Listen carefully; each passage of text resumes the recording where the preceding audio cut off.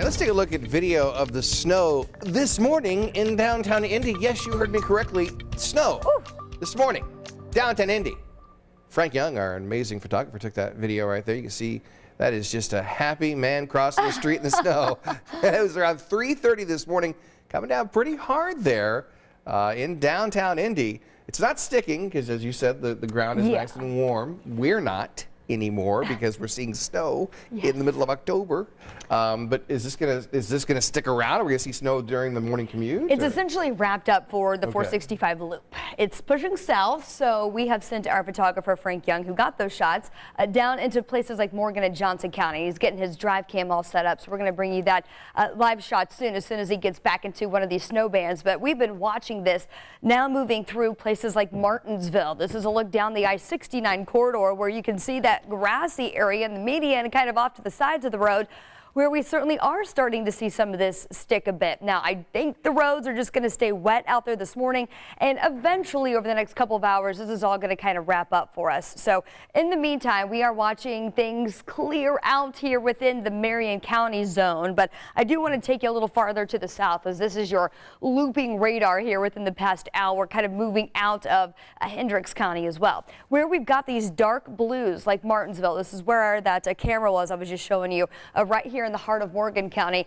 That's where the thickest of the snow is now falling, just to the north of Nashville. This is now getting ready to cross over the I-65 corridor in Columbus. Heading a little farther to the north, you can see it's starting to clear the I-70 corridor out near the airport, and now Avon and Plainfield, who are just dealing with some pretty decent snowfall, that's starting to wrap up in that zone as well.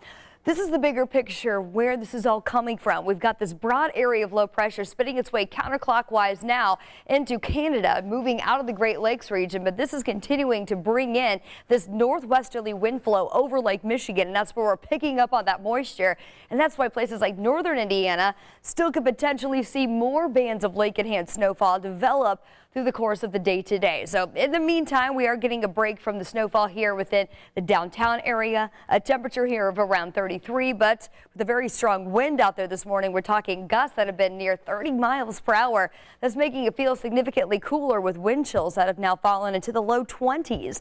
We will still see a few flurries possible, especially in more outlying areas for that morning rush. Temperatures are going to hold steady here in the lower 30s, kind of right near that freezing mark over the next several hours. And then as far as high temperatures go for today, going to keep things on the cool side. Most of us still going to only see highs here in the low to mid 40s. So here's how all the snow is going to play out over the next couple of hours. Still going to see again potentially a few lingering snow flurries here within the metro between now and about 11 o'clock. Then we're going to be focused mainly on those precip chances across the northwestern part of the state, as that wind will continue out of the northwest for today, and that's as everything kind of starts to clear back out of the metro here locally. That better chance of that wintry precip will continue to areas northwest. Big changes on the way as we look ahead at the rest of the week. We're back up to around 49 with more sunshine tomorrow. We'll really start to notice that warming trend Thursday into Friday when we get some of those more mild overnight lows as well. And then heading into the weekend, certainly more mild with highs that are going to return to the 70s.